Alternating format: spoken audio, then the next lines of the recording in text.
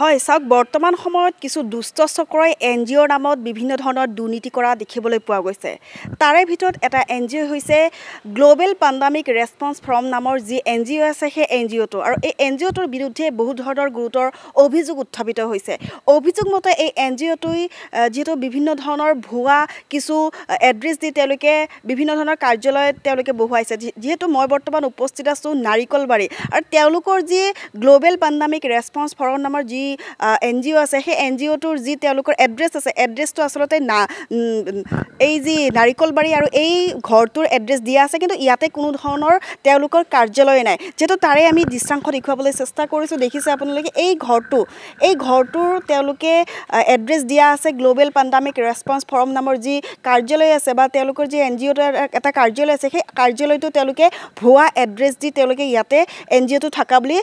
লোকক কয় আৰু এনে ধৰণে যেহেতু ইয়াতে কোনো ধৰণৰ কাৰ্যালয় নাই এই NGOটোৰ নামত কোনো ধৰণৰ ইয়াতে কাৰ্যালয় নাই তথাপিতো তেওঁলোকে কিহৰ বাবে এনেকৈ ভুৱা এড্ৰেছ দি মানুহক হাৰাশাস্তি কৰি থৈছে যেটো এই ক্ষেত্ৰত চৰকাৰ বা প্ৰশাসনে এই ক্ষেত্ৰত বহুতো পদক্ষেপ গ্ৰহণ কৰাও দেখিবলৈ পোৱা গৈছে কিন্তু এনে ধৰণৰ ভুৱা NGO যে মানুহক দুৰ্নীতি কৰিছে বা মানুহৰ বহু ধৰণৰ হাৰাশাস্তি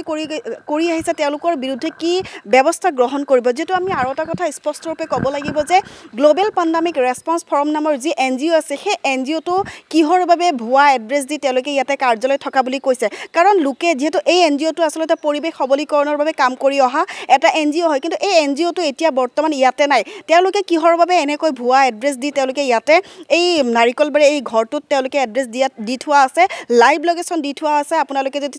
তেওঁলোকৰ WhatsApp বা Facebook যদি চাই তাতে আপোনালোকে দেখা পাব যে তেওঁলোকৰ এই ঘৰটোৰ এড্ৰেছ দিয়া আছে কিন্তু ইয়াতে কোনো ধৰণৰ NGO নাই কিহৰ বাবে তেওঁ গ্লোবেল পেণ্ডামিক ৰেছপন্স ফ্ৰম নামৰ যি NGO আছে সেই পৰিৱেশৰ নাম লৈ পৰিৱেশ নিকাকৰণৰ সবলীকৰণৰ নাম লৈ তেওঁলোকে কিহৰ বাবে NGOৰ নামত দুৰ্নীতি কৰি গৈছে এই ক্ষেত্ৰত চৰকাৰে কি ব্যৱস্থা কৰিব আৰু ভুৱা এড্ৰেছ দি কিহৰ বাবে তেওঁলোকে NGO এটা খুলি বহিছে লাখ লাখ টকা ধন সংগ্ৰহৰ বাবে তেওঁলোকে এনেদৰে ভুৱা এড্ৰেছ দি NGO এটা খুলিছে নে অইন কিহৰ বাবে এই NGOটোৰ বাবে কিবা বিহিত ব্যৱস্থা গ্ৰহণ কৰিব নেকি চৰকাৰে কাৰণ ভুৱা এটা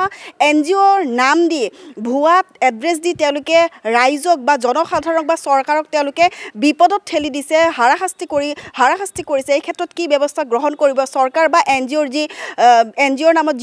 যি হাৰাশাস্তি কৰিছে সেই ক্ষেত্ৰত কি ব্যৱস্থা কৰিব চৰকাৰে আমি পৰৱৰ্তী সময়ত দেখুৱাবলৈ চেষ্টা কৰিম যে এই গ্লোবেল পেণ্ডামিক ৰেছপন্স ফ্ৰম নামৰ যি NGO আছে সেই NGOটোৰ বিৰুদ্ধে কি ব্যৱস্থা গ্ৰহণ কৰে চৰকাৰে কিংবা প্ৰশাসনে চাই থাকিব আমাৰ সৈতে এনি ভাৰত 24